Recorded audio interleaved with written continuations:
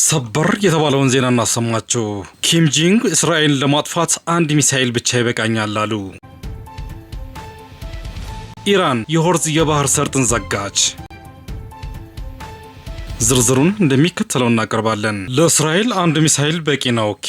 የሰሜን ኮሪያው መሪ ኪም ጆንግ ኡን ኢራን ሚሳኤል ከጠየቀችኝ እናስታጥቃታለን፣ እስራኤል ለማጥፋት አንድ ሚሳኤል በቂ ነው ማለታቸው በዓለም ዙሪያ ላይ አነጋጋሪ ሆነዋል።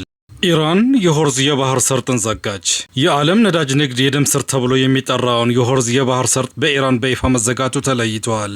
የኢራን አብዮታዊ ከፍተኛ ዘብ ባለስልጣን እንደገለጹት ከዚህ በኋላ በሰርጡ ለማለፍ የሚሞክር ማንኛውም መርከብ በኃይል እንደሚመታና በእሳት እንደሚጋይ ጠንከር ያለ ማስጠንቀቂያ ሰጥተዋል። ይህን ተከትሎ ከ200 በላይ ግዙፍ ጭነት መርከቦች ጉዞአቸው አቋርጠው በሰርጡ ዙሪያ ለመቆም ተገዷል። ይህ የኢራን ድንገተኛ እርምጃ በዓለም አቀፍ የኢነርጂ ገበያ ላይ ከፍተኛ መናወጥና የፈጠረ ሲሆን በየቀኑ የሚቀርበው የነዳጅ መጠን በ20 በመቶ የሚሆነውን ያግዳል ተብሎ ተሰግቷል። በዘገባው መሰረት የነዳጅ ዋጋ በአንድ በርሜል ከ$100 በላይ ሊያሻቅብ እንደሚችልና የመርከቦች የኢንሹራንስ ክፍያን በከፍተኛ ሁኔታ መጨመሩ ታውቋል። ድርጊቱ በዓለም አቀፍ የንግድ እንቅስቃሴ በሸቀጦች ዋጋ ላይ ከበድ ያለ ጫና ማሳደሩም ታውቋል።